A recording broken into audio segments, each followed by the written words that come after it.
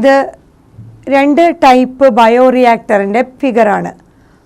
ഈ ആദ്യത്തെ പിക്ചറിൽ കൊടുത്തിരിക്കുന്നതാണ് നമ്മൾ നേരത്തെ പറഞ്ഞ സിമ്പിൾ സ്റ്റിർഡ് ടാങ്ക് ബയോറിയാക്ടർ. ഇതാണ് സ്റ്റിർഡ് ടാങ്ക് ബയോറിയാക്ടർ സിമ്പിൾ. നമ്മൾ പറഞ്ഞ സിലിണ്ടറിക്കൽ ഷേപ്പാണ്, താഴെ കേർവ്ഡ് ആയിട്ടുള്ള ബേസ് ഉണ്ട്, അതിലുള്ള കണ്ടൻസ് റിയാക്ടറിലുള്ള കണ്ടൻസിനെ മിക്സ് ചെയ്യാനായിട്ടുള്ള കേർവ്ഡ് ബേസും സിലിണ്ടറിക്കൽ ഷേപ്പും ആണെന്ന് പറഞ്ഞിരുന്നു. ഇതാണ് സിമ്പിൾ ടാങ്ക് ബയോറിയാക്ടർ. അതിലിതുപോലെ സ്റ്റെറൈൽ എയർ പാസ് ചെയ്യാനുള്ള ഒരു ഇതുണ്ട്, ഇൻലെറ്റ് ഉണ്ട്. അതുപോലെ സ്റ്റീം ഫോർ സ്റ്റെറിലൈസേഷന് വേണ്ടിയുള്ള, അത് ക്ലിയർ ചെയ്യാനുള്ള, ഹൈജീനിക് ആയിട്ടിരിക്കാനുള്ള അതിന് വേണ്ടിയുള്ള സ്റ്റീം പ്രൊവൈഡ് ചെയ്യുന്ന ഒരു ഇൻലെറ്റ് ഉണ്ട്. അതുപോലെ ഇവിടെ തന്നെ നമുക്ക് കാണാം acid or base or pH control. So pH കൺട്രോളും അതുപോലെ ആസിഡ് ഓർ ബേസ് കൺട്രോളിനുമുള്ള ഒരു ഇതും പ്രൊവൈഡ് ചെയ്തിട്ടുണ്ട്. പിന്നെ ഇതാണ് മോട്ടോർ. അതിൽ നമ്മൾക്കിവിടെ ടെമ്പറേച്ചർ കൺട്രോളിനുള്ള സിസ്റ്റം ഉണ്ട്, ടെമ്പറേച്ചർ കൺട്രോൾ സിസ്റ്റം. സോ ആ മോട്ടറാണ് ഈ കാണിച്ചിരിക്കുന്നത്. അതുപോലെ തന്നെ അതിൻ്റെ ഉള്ളിൽ ഈ കാണിച്ചിട്ടുള്ള യെല്ലോ കളർ പോലെ തന്നെ അത് കൾച്ചർ ബ്രോത്ത് ആയിരിക്കും.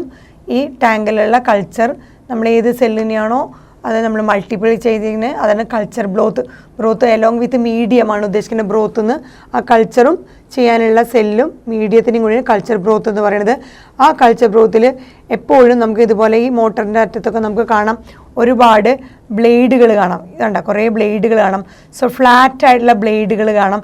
സോ ഫ്ലാറ്റ് ബ്ലേഡ് ഇമ്പല്ലറുകളാണ് ഈ പറഞ്ഞതൊക്കെ. ഫ്ലാറ്റ് ആയിട്ടുള്ള ബ്ലേഡ് ഇമ്പല്ലറുകളുടെ 1, 2, 3 ഇതൊക്കെ കാണാം.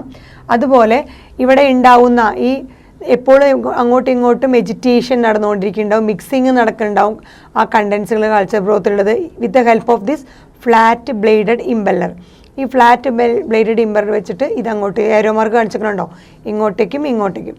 സോ ഈ ഫ്ലാറ്റ് ബ്ലേഡഡ് ഇമ്പല്ലർ വെച്ചിട്ട് ഈ കൾച്ചർ ബ്രോത്ത് എപ്പോഴും തമ്മിൽ മിക്സിങ് നടക്കും. സോ ഇവിടെയുള്ള ആ റിയാക്ടർ കണ്ടൻസുകളാണ് ബയോളജിക്കലി കൺവേർട്ട് ചെയ്ത് നമുക്ക് ആവശ്യമുള്ള ഡിസൈർഡ് പ്രോട്ടീൻ അഥവാ പ്രോഡക്റ്റായി മാറ്റുന്നത്. സോ ഇങ്ങനെ എപ്പോഴും ഇങ്ങോട്ട് ഇങ്ങനെ മിക്സിങ് നടന്നുകൊണ്ടിരിക്കുമ്പോൾ അവിടെ ഫോംസ് പ്രൊഡ്യൂസ് ചെയ്യാനുള്ള സാധ്യതയുണ്ട്.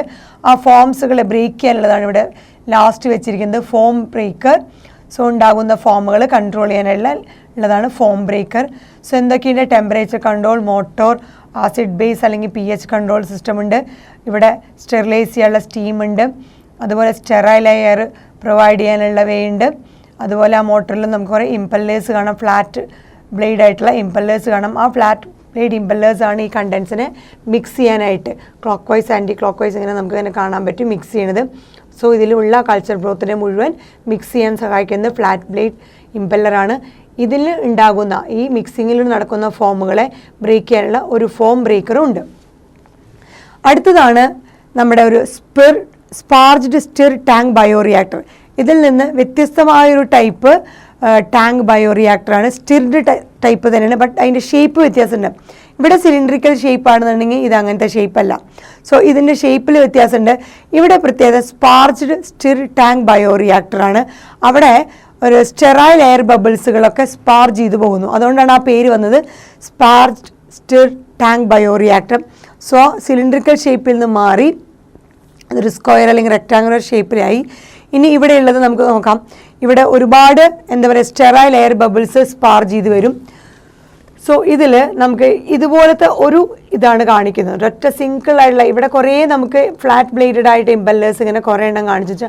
ഇവിടെ ഒരെണ്ണമാണ് കാണിച്ചേക്കണത്. സോ ഇങ്ങനത്തെ ഒരു ഷേപ്പിലുള്ള ഒരെണ്ണമാണ് കാണിച്ചിരിക്കുന്നത്. അവിടെ ഇങ്ങനെ കുറേ ബബിൾസുകൾ നമുക്ക് കാണാം. എയർ ബബിൾസാണ് സ്പാർജ് ചെയ്ത് വരുന്ന സ്റ്റെറൈൽ എയർ ബബിൾസാണ്.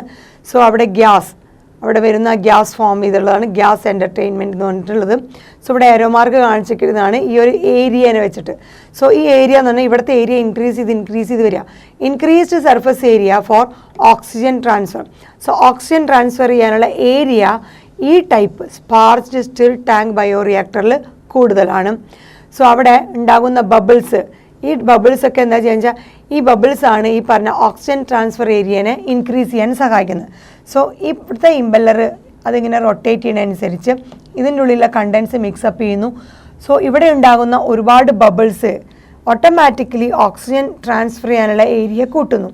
അങ്ങനെയാണ് നമ്മളിവിടെ പറയുന്ന ഈ ഏരിയ കാണിച്ചിരിക്കുന്നത്.